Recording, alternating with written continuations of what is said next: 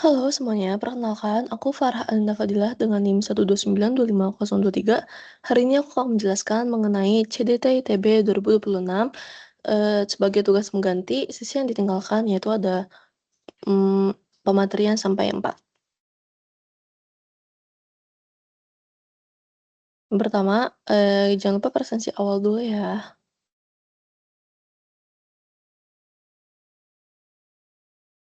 Nah, ini ada scan barcode di sini. Setelah itu kontak belajar, bagian belum mengumpulkan, jangan lupa dikumpulkan ya di memori. Oke, safety induction. Kita tonton dulu video safety induction dari ITB. Dipahami pre-memori. Oke, balik lagi. Nah, jadi teman-teman udah ada yang tahu belum? CDT itu apa? Jadi CDT itu Character Development Training.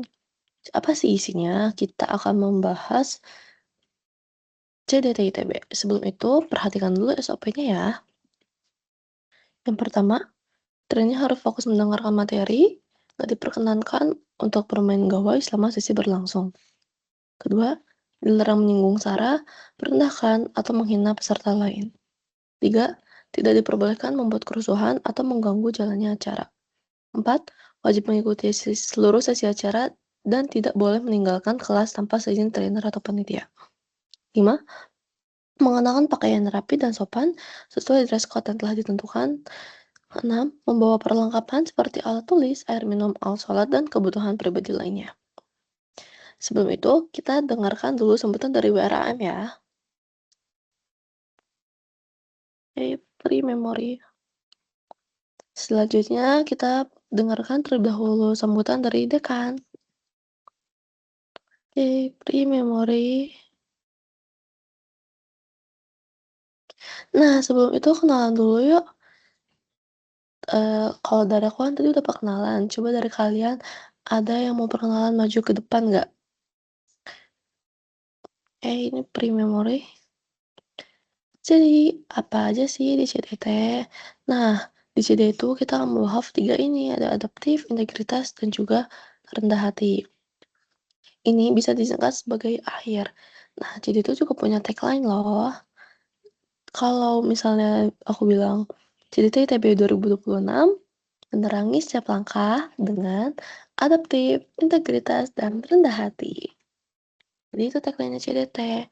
Tapi untuk yang kali ini, CDT 1 ini, kita akan membahas adaptif saja ya. Untuk integritas dan rendah hati akan dibahas di CDT selanjutnya. Sebelum itu, yuk buat kelompok. Karena kalian totalnya ada 40 orang, aku membuat menjadi 8 kelompok. Hitung dari 1 sampai 8 ya. Untuk yang nanti angkanya sama, buat kelompok sesuai dengan angka yang sama. Seperti 1 dengan kelompok 1, 2 kelompok 2. Seperti itu. Oke, pre-memory. Oke, lanjut kita akan membahas materi adaptif dan college adjustment. Sebelumnya dari kalian udah ada yang tahu belum? College adjustment apa? Atau adaptif deh bagi yang belum tahu, atau kalau udah ada yang tahu boleh jawab aja.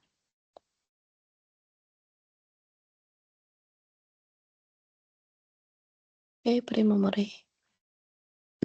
Nah, biar makin kebayang apa itu kalau adaptif dan college adjustment, kita nonton videonya dulu ya. Diperhatikan teman-teman.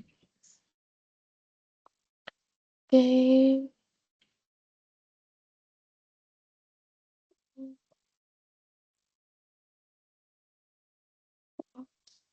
Pre-memory. Nah, biar kita makin kebayang lagi nih, ayo kita main Find the Difference. Jadi gamenya itu gimana sih? Find the Difference itu kalian menulis ada 5 aspek yang ada di papan perbandingan SMA versus kuliah. Tulis menggunakan sticky notes masing-masing ya. Bagi yang tidak memiliki sticky notes boleh dibagi-bagi ke teman-temannya. Nah, jadi karena satu kelompok itu kalian ada 5 orang, Berarti total sticky notes yang harus dikumpulkan ke dalam papan tulis ada 10 ya. Satu orang tuh tulis 2. Misalnya kalian dapat, aspek yang pertemanan, berarti satu orang kalian menulis, perbandingan pertemanan di kuliah dan satu sticky notes lagi perbandingan pertemanan di SMA, seperti itu. Nanti bagi yang sudah selesai mengumpulkan langsung ditempel saja ke papan tulis. Oke, karena semuanya sudah mengumpulkan, ayo kita diskusi, eee, apa yang sudah kalian tempel. Kita baca-baca dulu ya. Ini yang pertemanan ternyata di SMA ruang lingkupnya lebih kecil. Iya, bener banget guys, kalau di SMA tuh lebih kecil karena kita masih berasal dari daerah yang sama rata-rata. Kalau di kuliah, wah lebih banyak ternyata, dari beragam ras, suku, bangsa, dan agama. Oh iya, iya bener, karena kuliah ini tuh, dari Sabang sampai Merauke tuh ada, bahkan dari luar negeri juga ada. Terus metode belajarnya, kalau di SMA masih diperhatikan guru, mmm, materi masih gampang, walaupun belajar SKS, wah iya bener banget guys. Terus kalau yang di kuliah, dosen jarang nge-reach out mahasiswanya, oh iya.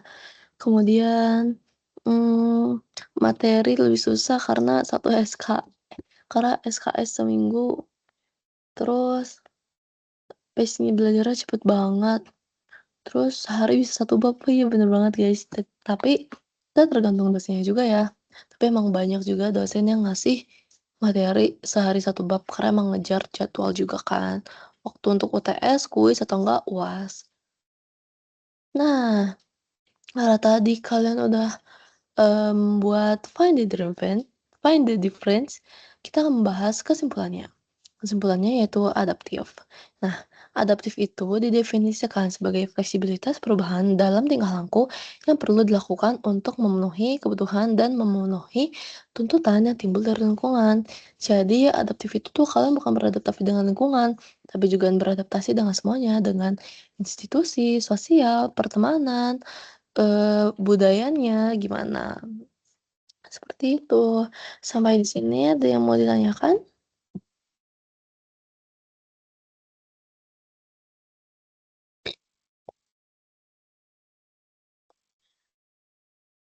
Beri memori. Nah, biar kita makin kebayang, yuk intip videonya dulu. Ini video mengenai adaptif.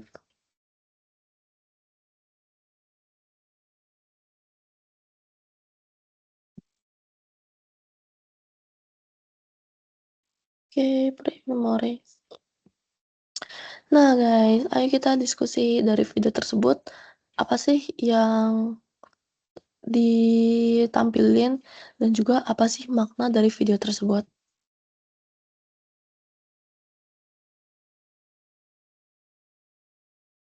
Jadi, kita ambil kesimpulan aja ya dari semua yang sudah kalian jawab tadi, itu beri memori. Dari yang udah kalian jawab tadi, benar, tadi tuh ada perbandingan SMA versus kuliah waktu belajar yang SMA sama kuliah sama-sama, kayak SKS nih, H-3, H-2, H-1. Tapi kenapa di SMA itu masih bisa dapat nilai 96, sedangkan di kuliah malah dapat 30, kurang sepatu. Nah, itu juga karena kita harus bisa beradaptasi dengan mengganti metode belajarnya juga. Maaf.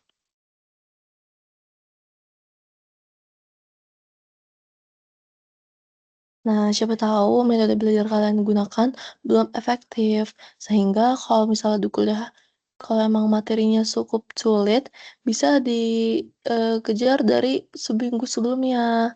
Karena jujur, eee, berat banget dari materinya juga.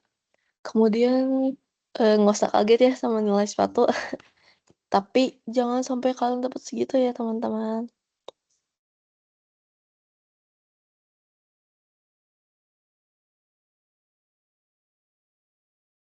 Terus juga Dosen kalau di SMA masih nge-reach out anak-anaknya masih ditanyain, tapi kalau udah di kuliah cuman, "Udah lihat belum? Udah dipelajarin belum?" Nah iya, jadi dosen itu kan kalau guru di SMA kan masih peduli, cuman kalau dosen tuh pedulinya ada, cuman, karena kita tuh harus belajar mandiri ya teman-teman, nggak jangan disuapin terus. Jadi dosen jarang me-reach out anak-anaknya juga dan juga kan mahasiswa banyak banget ya, nggak mungkin dosen nge-reach out, dan mengingat satu dari semua mahasiswa. Nah, biasanya dosen tuh ngingetnya, beberapa mahasiswa yang aktif atau enggak yang ra eee, rajin maju ke depan, itu biasanya diingat sama dosen. Nah, seperti itu. Nah, kesimpulan yang kita dapat dari materi yang pertama, kita tuh dihadapin di sebuah situasi ya. Jadi penting banget buat kita nyadar apakah kita menggunakan cara yang sama atau perlu mencari cara baru untuk dapat menghadapi tuntutan sesuai dengan situasi yang sedang dihadapi. Jadi kalau misalnya kalian rasa kuliah sama SMA nggak ada bedanya, ya udah nggak apa-apa kalian pakai cara lama. Tapi kalau misalnya kalian merasa wah aku nggak bisa kalau misalnya pakai metode yang kemarin terus, metode belajar yang aku pakai di SMA terus. Nah, berarti kita tuh harus mencari metode baru, mmm, metode baru untuk menghadapi, situasi yang lagi sedang dihadapi saat ini. Jangan stuck di metode yang sebelumnya terus, seperti itu. Nah, jadi quality adjustment itu berkaitan juga sama yang sebelumnya. Jadi, quality adjustment itu adalah kemampuan individu untuk mampu menyesuaikan diri dengan tuntutan akademis, sosial, pribadi, emosional, dan juga institusi. Nah, quality adjustment ini tuh berkaitan antara satu tuntutan dengan tuntutan lainnya. Jadi, kesuksesan penyesuaian individu nggak bisa ditentukan dari satu aspek saja. Nah, maksudnya, mmm, kita tuh harus bisa menyesuaikan diri, masuk kuliah kan kita harus bisa menyesuaikan diri di tuntutan akademisnya, dosennya kayak gimana, terus matkulnya, SKS, belajarnya jadi sampai malam, karena kuliah itu jadwalnya kan nggak menentu ya, ada juga yang bisa ambil weekend-nya. Terus sosial, pertemanan kalian, lingkungannya kayak gimana. Terus pribadi, gimana cara kita mengendalikan diri kita, emosionalnya juga, dan juga institusi seperti, peraturan-peraturan yang ada di ITB, budaya berpakaiannya, dan lain-lain.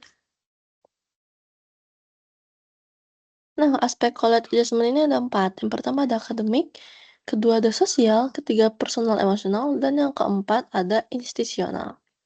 Ada yang tahu satu-satu? Oke, prima Maria. Oke, academic adjustment, yaitu penyesuaian akademik, jadi kayak tuntutan akademik yang agar kita memperoleh hasil akademik yang memuaskan. Nah, penyesuaian akademik ini mengukur setiap mahasiswa terhadap target dan tugas akademiknya, seperti itu. Kemudian lanjut ke social adjustment, kemampuan mahasiswa untuk berinteraksi dan beradaptasi dengan lingkungan perguruan tinggi, termasuk menjalin hubungan dengan berbagai pihak, berpartisipasi dalam kegiatan sosial, dan juga menyesuaikan diri dengan kehidupan kampus serta tuntutan interpersonal. Maksudnya kayak hubungan kalian sama kampus gimana, kalau mau ngajuin surat, kalian harus berhubungan baik dengan yang atas-atasnya, dan juga pertemanannya, mengikuti organisasi ataupun kepanitiaan kampus.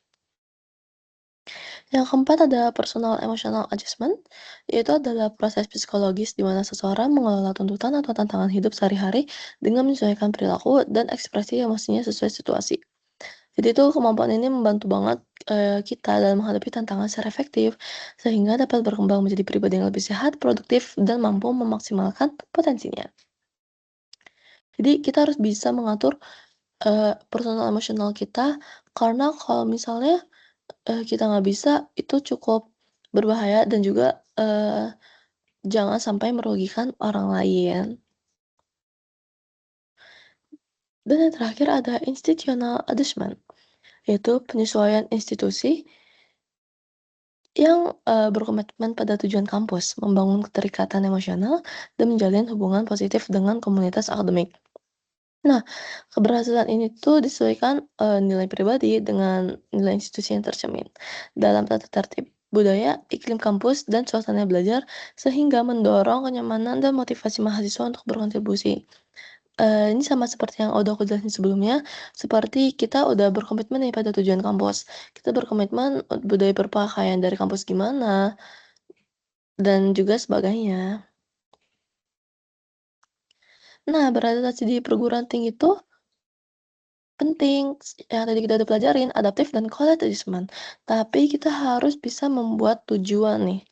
Ada satu framework untuk membuat tujuan dari, adaptasi dan college adjustment, yaitu framework kita tonton dulu videonya. Oke, pre-memory.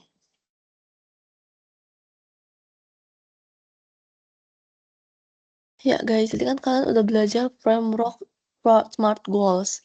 Nah, SMART goals ini tuh, eee,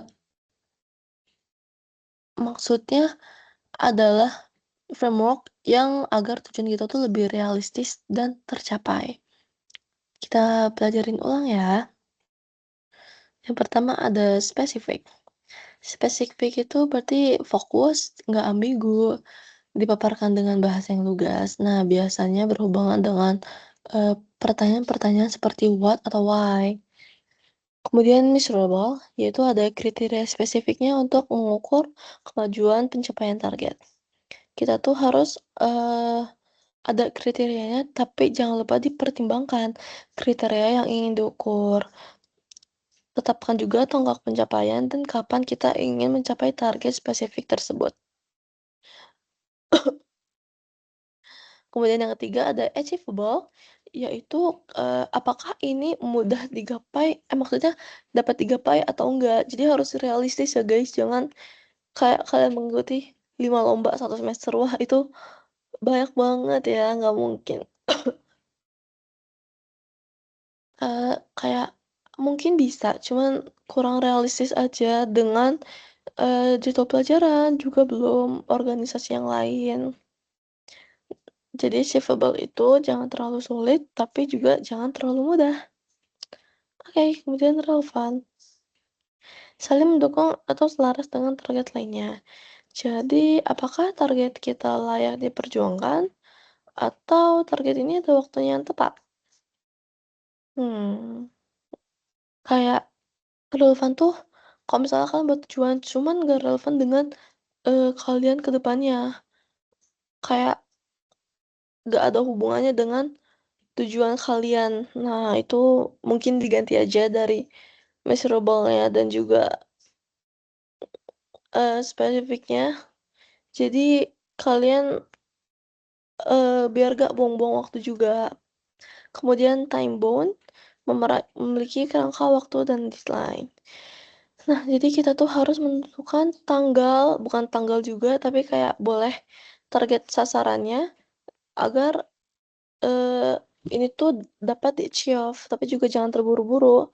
Misalnya semester ini, itu kan cukup lama ya, jadi bisa ambil di sela-sela bulan keberapa, kayak gitu. Kemudian kalau misalnya mau menentukan rentang waktu, misalnya aku mau ngerjain ini, sebelum tanggal 17 Agustus, itu juga bisa. Dari sini ada yang mau ditanyakan atau, mencoba menjelaskan kembali apa itu SMART goals?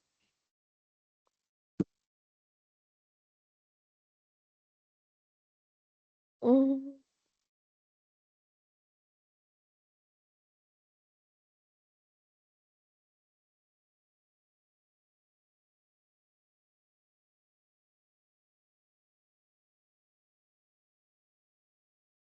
oke, pre-memory. Nah, sebelum itu ayo kita latihan mengidentifikasi SMART goals. Ini misalnya semester ini aku ingin ikut lomba supaya nambah pengalaman. Menurut kalian ini udah smart atau belum? Nah, kalau belum, coba nggak smart gimananya?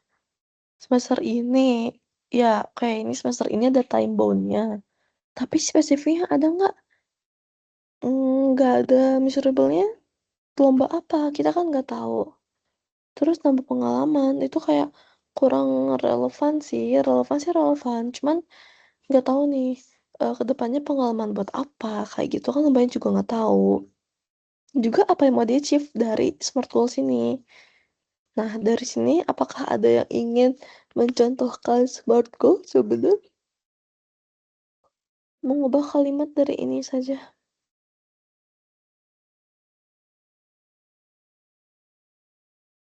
Oke, memori.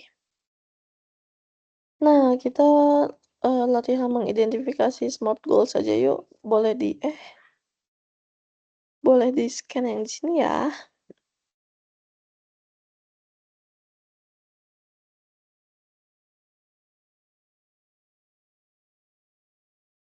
Atau bisa masukkan kode Slido-nya 1736105. Wah, ini ternyata udah banyak yang jawab.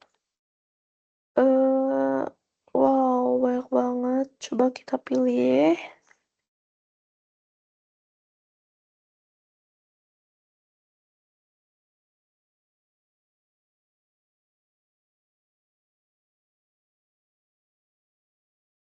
Nah, aku pilih satu nih. Eee, aku akan mengikuti lomba esai tingkat nasional pada semester ini dengan cara merampungkan naskah dan mengirimkan pendaftaran dalam waktu 4 minggu ke depan untuk menambah pengalaman menulis ilmiah. Nah, ini tuh kita coba identifikasi satu-satu yuk. Coba spesifik. Wah, spesifiknya udah ada. Mengikuti lomba esai tingkat nasional, measurable juga ada, esai tingkat nasional. Terus achievable. Achievable nih kira-kira 4 minggu ke depan itu waktunya cukup lama ya. Berarti masih bisa di-achieve. Kemudian, relevan gak? Nah, ini ada tulisan menambah pengalaman menulis ilmiah. Berarti relevan. Karena ada menuliskan pengalaman menulis ilmiah. Kemudian time-bound-nya. Temponya pada semester ini. Nah, ini udah smart ya, teman-teman. Coba kita cari lagi.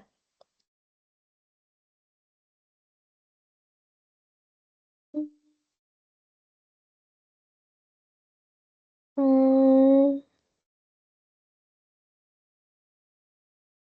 semester ini aku ingin ikut lomba matematika 1 kali dengan minimal medali perunggu agar menambah pengalaman.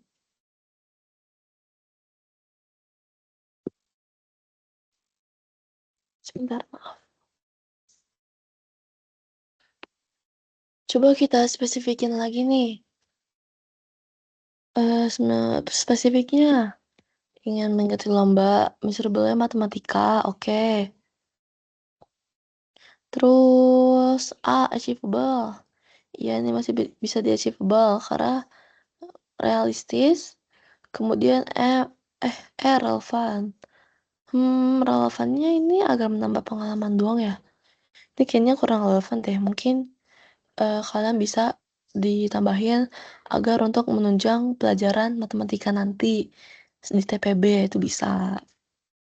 Agar bisa mengasah kemampuan matematika untuk lebih lanjut lagi itu bisa. Jadi jangan nambah pengalaman doang ya. Kemudian time bound-nya semester ini. Nah, oke. Ini udah smart tapi kurang smart sedikit di relevan. Dan yang lainnya udah bagus, makasih yang udah ngisi. Nah, coba kita identifikasi yang ini. Coba dari kalian ada yang mau mengidentifikasi nggak spesifiknya yang mana, measurable-nya, achievable, dan juga yang lainnya.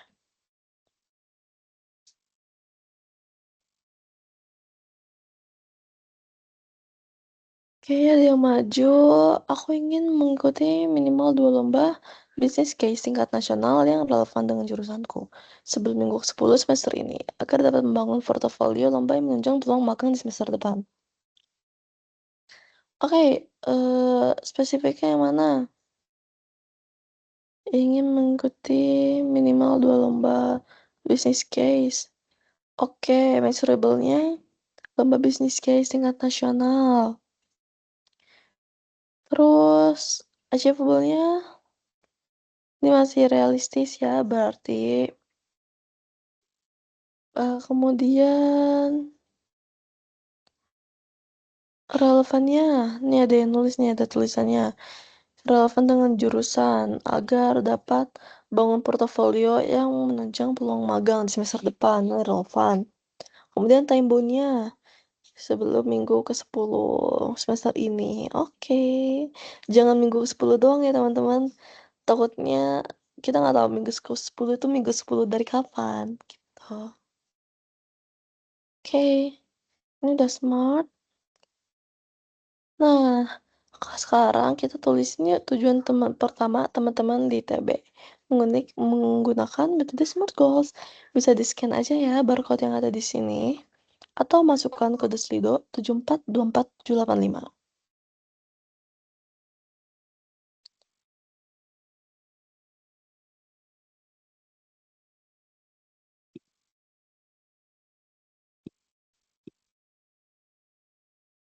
Wow, ada yang ngisi ini panjang banget.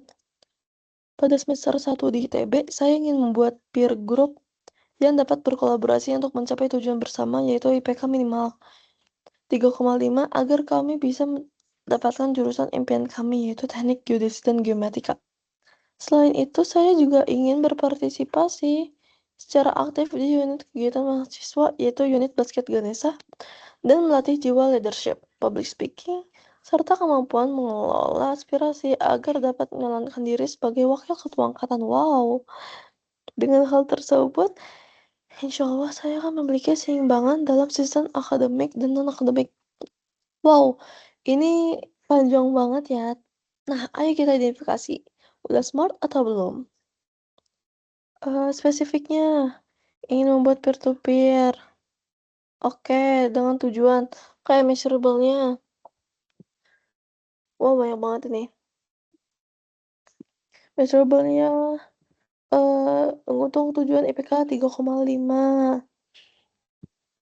Terus, berpartisipasi aktif UKM, PBG.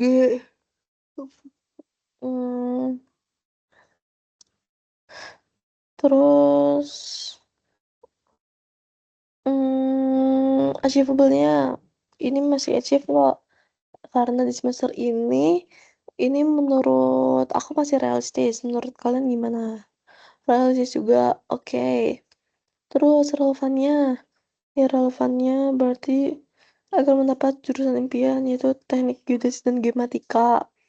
Terus ikut UKM tuh agar melatih jiwa leadership, benar. Public speaking itu untuk kemampuan mengelola aspirasi agar dapat menjalankan diri sebagai waketang. Oke, nah agar hal-hal tersebut dapat memiliki keseimbangan dalam sistem akademik dan non-akademik. Iya, kemudian time bound-nya, nah ada nih, pada semester 1 di ITB. Wah, ini udah smart ya teman-teman, keren banget yang udah buat selengkap ini, dan juga ke-breakdown juga ya banyak. Dan yang lainnya juga aku lihat ini udah keren-keren banget.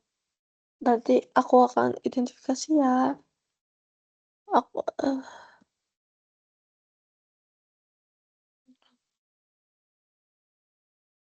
oke, kita lanjut ke materi berikutnya, yaitu ada implementasi college adjustment.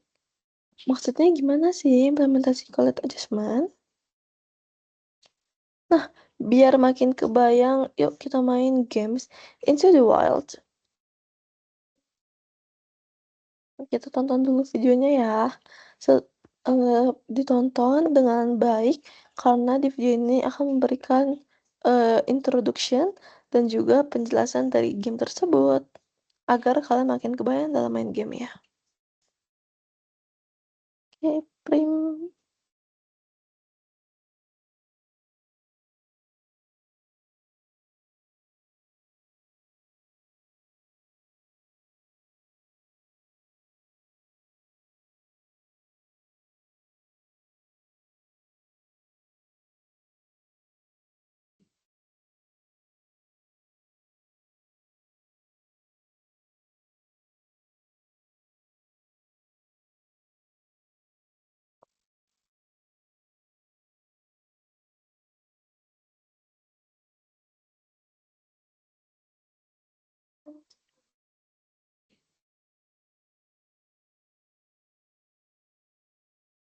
prim memori.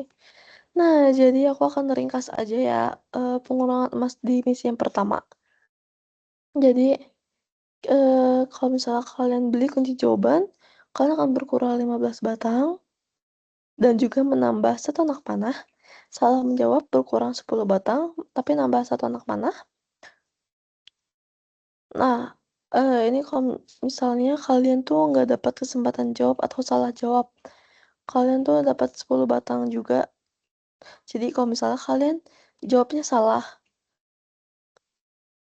tapi jadi kalian berkurang 20 batang, karena untuk mendapatkan satu anak panah. Kemudian, kalau misalnya dua kelompok yang ditanyain nggak memberikan jawaban, berarti berkurang 15 batang atau memakai alat bantu untuk menjawab, handphone dan lain-lain, berarti berkurang 20 batang. Oke, ayo sebelum itu kita diskusi. Mulai. Eh,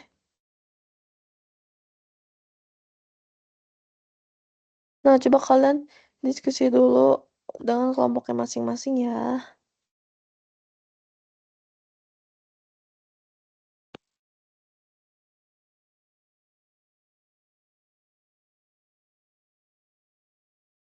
Oke, ayo kita mulai untuk misi pertama.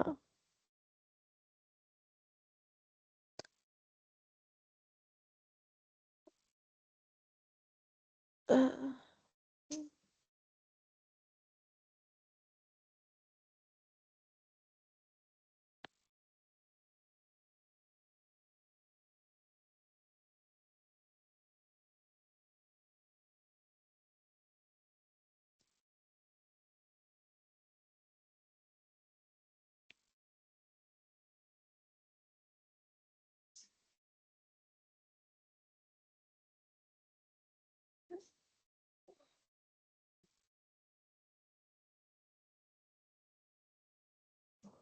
hmm, aku mau akan bacakan. Sebentar.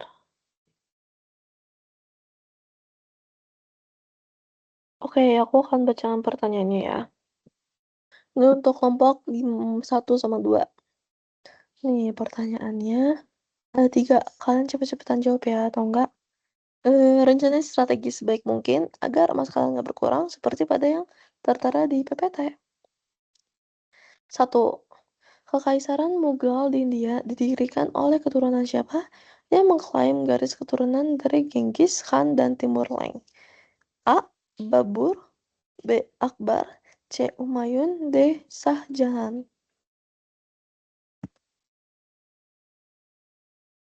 Terus A. B. Akbar. Wah, salah teman-teman. Nah, karena kelompok 2 menjawabnya salah, jadi kelompok 2 berkurang 20 batang karena salah menjawab dan juga untuk mendapatkan satu anak panah. Dan kelompok 1 hanya berkurang 10 batang karena untuk mendapatkan satu anak panah. Oke, lanjut ke pertanyaan kedua. Selat manakah yang menghubungkan Laut Hitam dengan Laut Marmara? Bagian dari jalur Bosporus Dardanella. Kunci jawabannya? Maksudnya pilihan jawabannya A. Selat Kerch, B. Selat Dardanella, C. Selat Bosporus, D. Selat Otranto.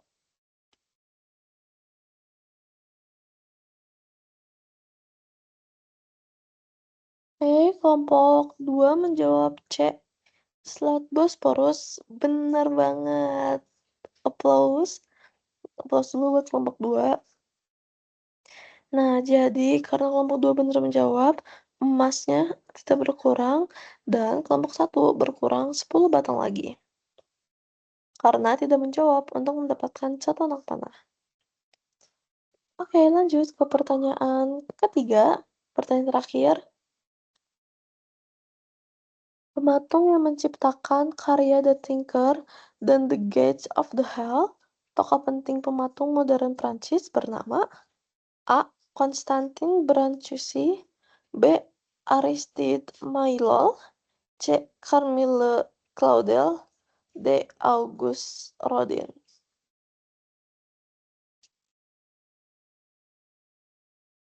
Hmm, aku belum ada yang jawab. Aku tunggu sampai 15 detik ya.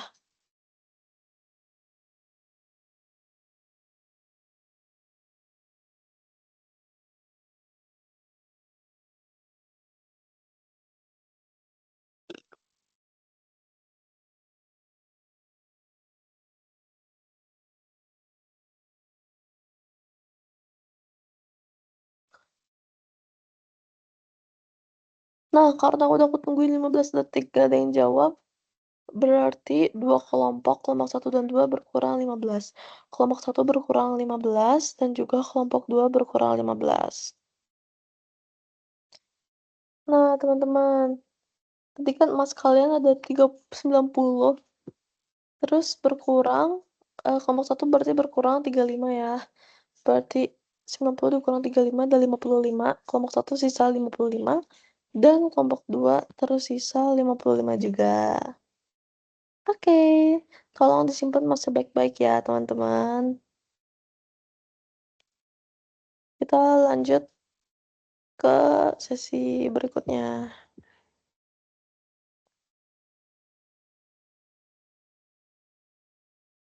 Berarti ini untuk kelompok 4 sama 3 sama 4.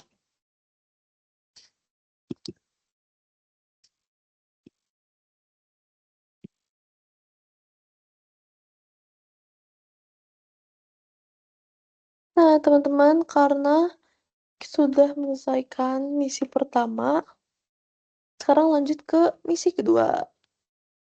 Jangan lupa ditonton dulu ya videonya. Oke.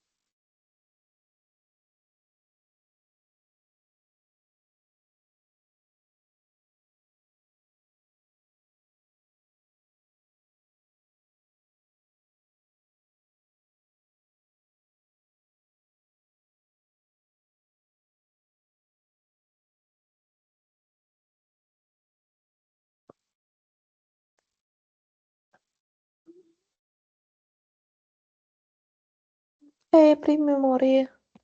Nah, teman-teman, jadi misi keduanya tuh kalian harus menyelesaikan dua, maksudnya menyelesaikan misi kedua ini dengan membuat satu di antara dua opsi. Yang pertama ada membuat api unggun, dan yang kedua membuat lubang jebakan. Nah, kalian bebas nih dari kertas yang sudah dibagikan, mau membuat api unggun dulu atau membuat jebakan. Pilih salah satu aja. Misalnya kertas kalian banyak untuk bahan untuk membuat api unggun, berarti ya sudah kalian membuat api unggun. Atau enggak membuat jebakan.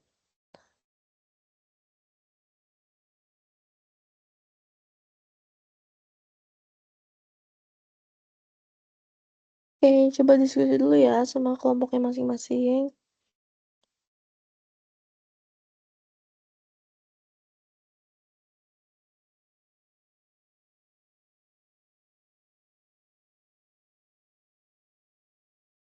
Pre-memory. Oke, udah diskusi mau buat apa? Aku akan ngasih tahu teknis dalam permainannya.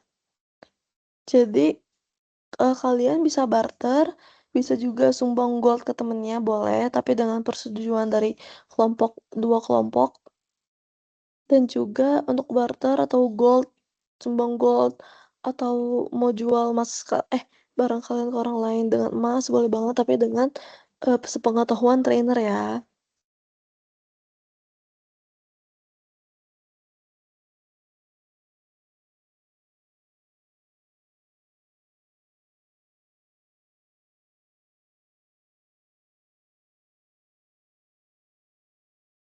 Oke, memory.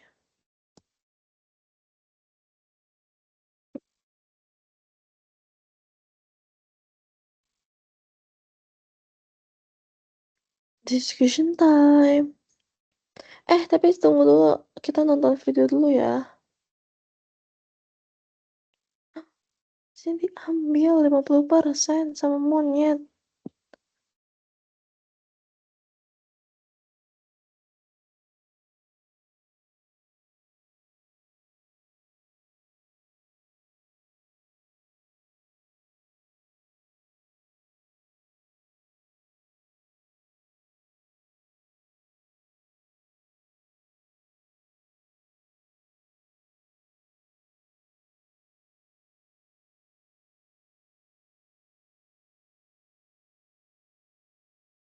Nah guys, karta emas kalian diambil sama monyet.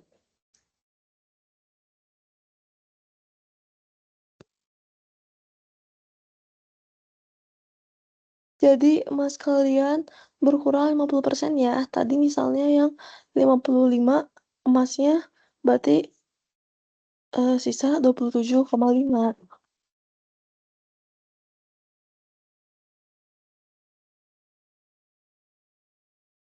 Nah, ayo kita diskusi. Mulai.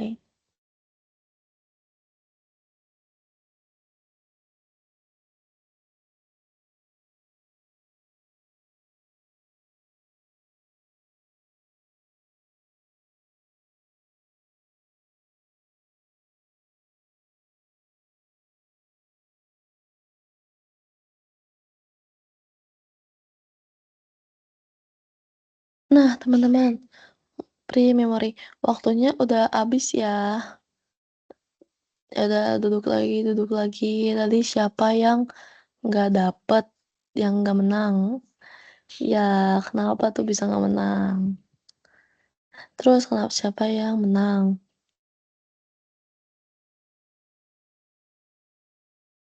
Hmm, kayak gitu. Nah, ayo kita diskusi dulu yuk. Dari tadi yang menang dulu deh yang menang. Coba jelasin kenapa kalian bisa menang tuh caranya gimana?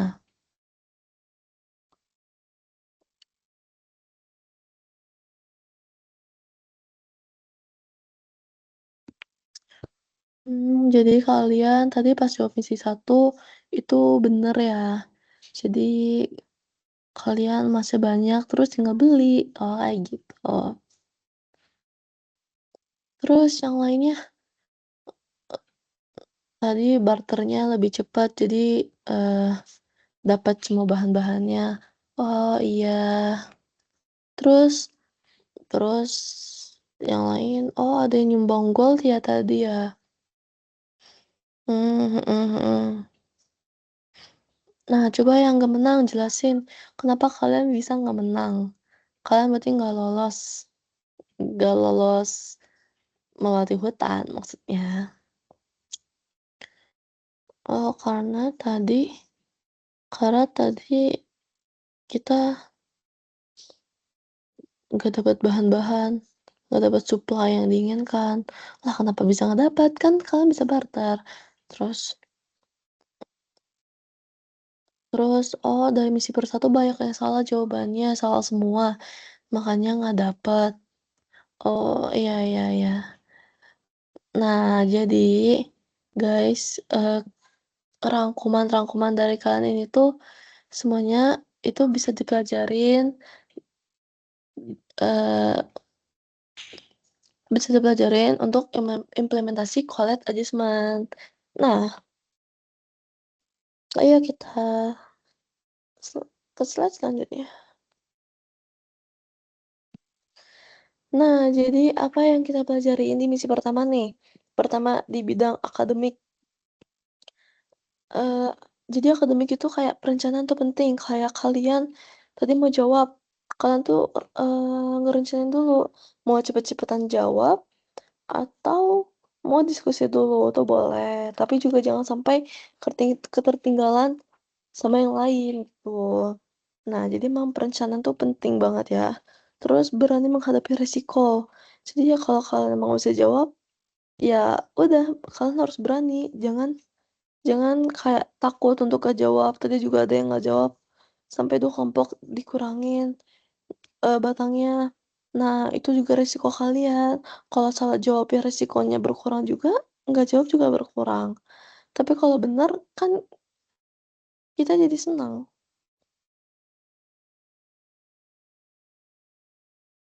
Kemudian kemudian dapat menyesuaikan diri. Nah, jadi kayak menyesuaikan diri kita di kelompok kita. Di aspek sosial, proaktif itu penting, bener banget. Proaktif untuk ngajak diskusi sama teman atau enggak kalau kalian udah tahu, boleh langsung angkat tangan aja ke trainer untuk memberitahu jawabannya. Jangan kalau kalian udah tahu, kalian nggak proaktif, kan jadi kasihan juga kelompoknya kan. Kalian juga dapat resiko keduluan sama kelompok lain. Jangan-jangan nanti kelompok lain benar. Terus sosial, tidak ragu untuk mengajak orang lain berdiskusi. Iya, benar banget, guys. Jadi, eee, jangan ragu-ragu apalagi kalau misalnya berkelompok untuk diskusi bareng-bareng. Kalau misalnya sendiri, kita kan juga nggak tahu ya, siapa tahu dari satu kelompok kita ada yang bisa memberikan pandangan kayak, "Eh, aku pernah baca jurnal ini loh, ini jawabannya ini." Kan bisa juga.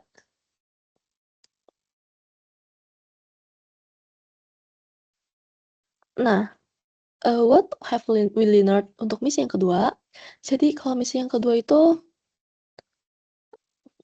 kalian dari bidang akademik nyusun strategi yang dibutuhkan, apalagi tadi yang udah diambil monet kan, wah kalian harus nyusun strategi lagi tuh.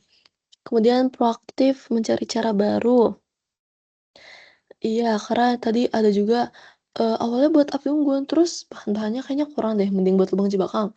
Terus ya udah buat lubang jebakan, tapi resikonya ya kalian tanggung. Terus bertanggung jawab dalam menghadapi tantangan. Nah, ini ya, ini sama kayak tadi, walaupun kalian berubah, tapi kalian harus tetap bertanggung jawab dalam menghadapinya sampai tuntas. Kemudian di aspek sosial, nggak enggan untuk minta bantuan dari lingkungan sosial, heeh. Jadi kita nggak bisa nih, kita kan kurang kayu, misalnya kurang kayu, kurang kurang apalagi tuh tali, kita bisa minta tolong ke kelompok sebelah. Jadi jangan sungkan, jangan enggan ya teman-teman untuk minta bantuan dari lingkungan sosial. Kemudian di sini juga mengajarkan kita agar tidak individualis. Karena kalau individualis kita nggak bisa ngapa-ngapain, bahkan langsung mati juga saat itu. Karena kan yang kita punya bahan-bahannya kurang. Kemudian terakhir, kerjasama dan kolaborasi jadi kekuatan untuk bertahan. Nah, iya bener banget. Jadi kolaborasi kalian misalnya ada yang kalian kerjasama, ini mau ke kelompok satu, ke kelompok 2, kelompok 4 gitu, nyari bahan-bahannya boleh banget. Jadi itu untuk kalian bertahan di hutan juga menjadi kekuatan untuk bersama. Oke, nah guys, setelah ini kita akan belajar materi tips and trick komunikasi asertif. Nah, komunikasi asertif itu ada framework-nya, menggunakan metode tenang. Tenang itu bisa dibagi-bagi lagi. Yang pertama, take a pause. Kemudian,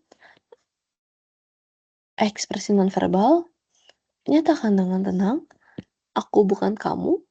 Ini maksudnya statement I statement gitu, niat baik dan respect, dan juga yang terakhir goal di situasi lebih baik. Misalnya kalian harus take a pause nih. Ini juga berhubungan dengan implementasi quality adjustment yang tadi yang kalian main game Into the Wild. Nah, kalian kan harus, tenang dulu nih, take a pause, ambil jeda dulu sebelum kalian bertindak. Jangan langsung buru-buru, takutnya juga salah bahan, kalian salah bahan belinya, barternya maksudnya. Dan juga, agar emosi tidak, meningkat gitu amarahnya. Jadi harus bisa take a pause dulu ya. Kemudian ekspresi nonverbal.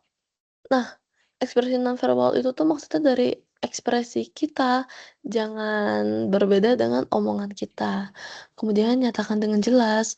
Jadi jangan yang kayak ngambek-ngambek yang ngomong itu nggak jelas, misah-misah sendiri.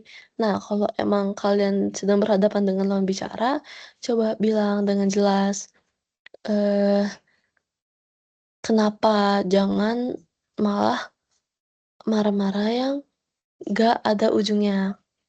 Kemudian I statement, not you statement. Maksudnya tuh kayak, kalian jangan kayak, "Ih, ini gara-gara kamu nih, kita jadi kalah. Ini gara-gara kamu tadi nggak beli ini aja, nggak dengerin kata aku." Jangan kayak gitu. Coba mungkin pakai aku kayak, coba ya, kalau misal tadi aku bisa mencar ke kelompok yang lain." Nah, itu kan bisa. Jangan membuat lawan bicara kita tuh merasa terpojokkan. Kemudian and, niat baik dan respect. Nah, maksudnya adalah, eee, kita jangan sampai membuat lawan bicara kita itu merasa kayak nggak dihargain. Jadi kita juga kasih respect. Misalnya, tadi kita udah menang, terus ada yang belum menang, tolong jangan diejek ya teman-teman. Kalau bisa kalian berusaha membantu, misalnya kalian ada bahan yang kurang, atau ada gold, bisa dikasih ke, kelompok yang belum mendapatkan gold dan bahan tersebut, kayak gitu. Kemudian yang terakhir, goalnya situasi lebih baik. Ya, jadi agar kita mencapai goal di situasi lebih baik, kita harus menerapkan metode tenang ini.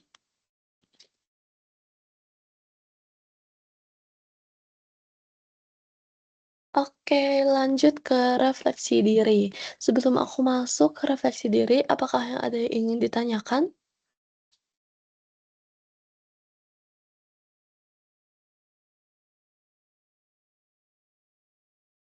Oke, kalau nggak ada, berarti udah paham semua ya? Framework apa tadi yang komunikasi asertif? Tenang, iya bener banget. Terus, untuk membuat goals, pakai framework apa buat tujuan? Framework SMART. Oke.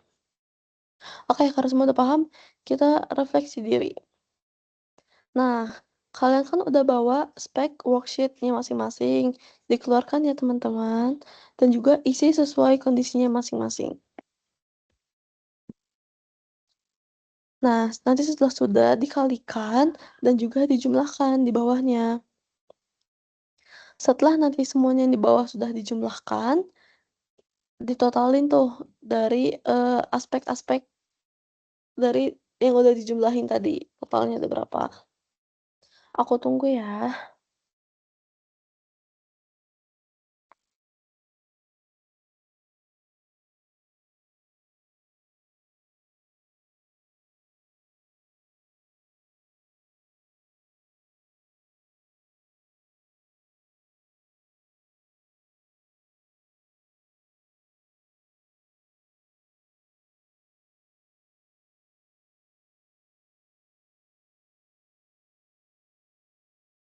Nah, ini udah pada dijumlahin semua? Oke.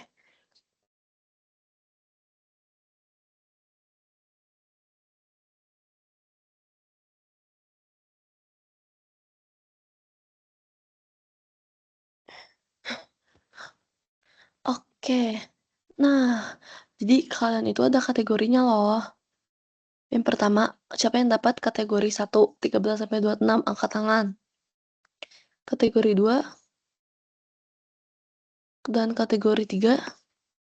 Oh, oke. Nah, jadi teman-teman, ini tuh ada kategorinya. Nah, kalau kalian tadi yang angkat tangan kategori pertama, berarti ketika menghadapi masalah, Kamu lebih perlu mencari alternatif cara menyelesaikan masalah yang dihadapi. Kamu bisa juga mulai mencoba alternatif cara lain. Nah, maksudnya, kalian itu jangan stuck di satu alternatif aja, tapi coba, cara lain, kayak gitu. Coba belajar untuk mencari cara yang lainnya. Kemudian kategori 27 hingga puluh yang tadi angkat tangan di kategori kedua, berarti kalian kalau ngadepin masalah tuh udah punya cara-cara untuk menghadapinya ya. Kalian bisa ningkatin juga dengan cara cara alternatif lain. Jadi kalian itu kan udah punya cara alternatif kayak A, B, C. Tapi coba, kalian cari lagi sampai D, E, E, sampai Z gitu. Nah, siapa tahu dari cara lainnya itu ada solusi yang lebih solutif lagi. Nah, kemudian yang tadi angkat tangan di kategori 3, jadi kalian kalau menghadapi masalah itu udah bagus, udah memiliki berbagai cara untuk bisa menghadapinya. Berarti kalian udah punya cara nih dari A sampai Z dan tetap dipertahankan ya teman-teman yang tadi angkat tangan di kategori 3. Dari sini ada yang mau menyampaikan pendapatnya atau apapun itu? Oke, pre-memory. Nah, lanjut aja tips and trik mengelola diri dan emosi. Yang pertama, identifikasi sumber dan alternatif penyelesaiannya. Jadi, kalian harus cari dulu sumbernya apa, sumber kalian emosi dan alternatif penyelesaian dari A sampai Z. Kemudian kedua, fokus pada hal-hal yang bisa dikontrol. Nah, kalau misalnya, hal tersebut di luar kendali kita, di luar apa yang lagi kita membuat emosi atau yang dari diri kita, itu jangan dimasukkan dulu ya teman-teman. Takutnya bisa memecah pikiran jadi lebih banyak lagi dan emosi kita malah makin nggak stabil. Kemudian yang ketiga, nih kelola emosi ada tahapannya. Tahapan yang pertama, identifikasi emosi yang dirasakan serta pemicunya. Jadi kalian tuh identifikasi dulu emosi. Emosi itu kan banyak. Ada sedih, marah, kecewa. Nah, kalian tuh lagi di posisi yang mana? Marah kah atau sedih kah? Terus harus kedua, validasi emosi apa adanya. Misalnya kalau sedih, ya udah nggak apa-apa sedih, nangis boleh, tapi jangan berlarut. Kalau misalnya marah juga jangan sampai membuat orang lain merasa tersinggung. Seperti itu ya teman-teman. Kalau validasi marah mungkin bisa dengan cara lain, tools yang lain yang akan kita bahas berikutnya. Kemudian ambil jeda dulu nih agar diri kita nggak reaktif. Nah, kayak tadi ya di posisi tenang, take a pause, agar kalau misalnya kita lagi marah-marah, agar kita nggak ngelempar-ngelempar barang gitu. Kemudian pertimbangkan alternatif-alternatif reaksi yang mungkin muncul, misalnya kalau kalian lagi sedih, kayak jangan nangis terlalu larut, takutnya nanti malah membuat mata sembab, bengkak, dan juga, nggak enak ke orang lain. Nah, kemudian tentukan cara pengekspresian emosi yang tepat. Jadi sesuaiin sama diri kalian ya. Nah, ini ada beberapa tools yang bisa digunain, ada journaling, self-talk, atau enggak relaksasi. Kalau aku sih biasanya aku lebih ke journaling atau nulis buku kecil di notebook. Nah, jadi buku kecil itu tuh, isinya emosi-emosi aku, karena aku nggak bisa marah ke orang kan, jadi aku journaling. Atau aku nggak kalau misalnya kalian emang tipe orang yang marah-marah, kalian bisa self talk aja, ngomel-ngomel sendiri, tapi jangan sampai terdengar dengan orang lain ya, teman-teman. Oke, kemudian selanjutnya, mengambil jarak terhadap permasalahan atau tuntutan. Ya, kalian harus ngambil jarak juga agar, tidak terjadi pemberontakan atau penumpukan masalah. Kemudian lepaskan hal-hal yang berada di luar kendali. Ini sama seperti yang kedua, fokus hal-hal yang bisa dikontrol aja. Jangan, misalnya kalian ada beban lain, tapi emosi kalian bukan mengarah ke beban yang situ. Jadi jangan dimasukkan ya teman-teman. Itu kayak, itu untuk urusan nanti aja, pokoknya kendaliin emosi kalian yang sedang dirasakan sekarang. Dan yang keenam, berusaha memberikan makna positif terhadap situasi dengan tujuan untuk bisa mengembangkan diri, termasuk untuk mengembangkan aspek-aspek religius. Nah, teman-teman, ini nggak terasa ya udah di penghujung acara. Jadi aku punya hadiah nih, hadiahnya udah kelihatan, tugas individu CDT ITB. Nah, untuk tugas-tugas ini akan dikirimkan juga, nanti ada di link e-training juga, dan aku akan kirimkan juga untuk tugas-tugasnya. Jangan lupa format penamaan file, deadline-nya Selasa 18 Agustus 2026 jam 9 malam ya teman-teman.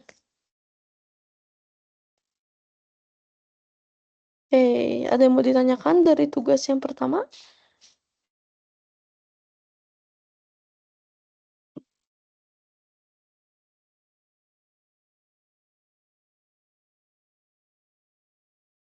Oke, kita lanjut. Aku ada hadiah lainnya. Tada, tugas kelompok. Nah, tugas kelompok ini tuh sesuai dengan kelompok kalian sekarang yang main game Into the Wild. Nanti untuk selanjutnya bisa diakses juga di informasi training CDT-ITB 2026 di web. Nah, jangan lupa deadline-nya tuh Kamis 20 Agustus 2026 jam 9 malam juga ya teman-teman. Tapi hari Kamis. Oke, apakah ada yang mau ditanyakan? Baik, jika tidak ada, kita lanjut ke post-test, teman-teman. Nah, coba aku kasih waktu sebentar deh untuk review dan ingat-ingat dulu materi yang udah kita pelajarin hari ini.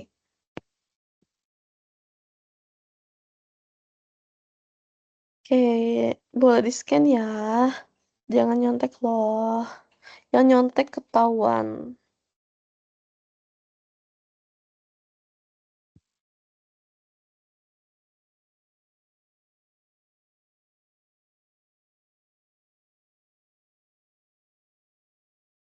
Oke. Nah, kalau kalian udah selesai post-test, nanti screenshot dan ditunjukkan ke aku sekalian kumpulin worksheet-nya. Oke, karena udah semua, presensi akhir, kita kalian bisa scan aja di sini.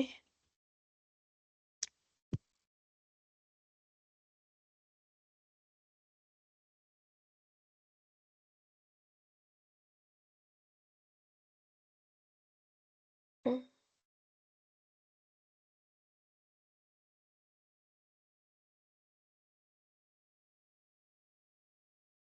Apakah udah semua teman-teman presensi akhir? Nah, sebelum kita tutup, kita tonton video dulu ya. Oke, pre-memory.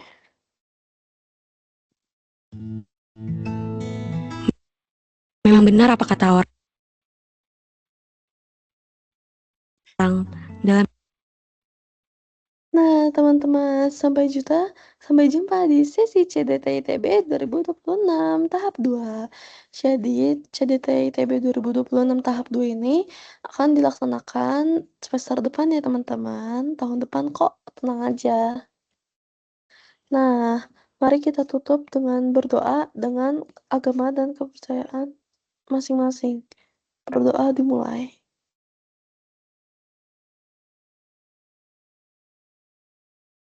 Baik, berdoa dicukupkan dan dilanjutkan di lain waktu. Nah, teman-teman, jadi makasih banget kesan-pesannya yang udah kalian lewati hari ini. Nggak kerasa ini udah akhir dari semuanya pada hari ini. Terima kasih juga yang udah berpartisipasi aktif dalam rangkaian kegiatan CDT-ITB 2026 tahap pertama. Sebelum itu, kita dokumentasi dulu ya. Oke, sampai jumpa di CDT-ITB 2026 tahap 2. Makasih semuanya.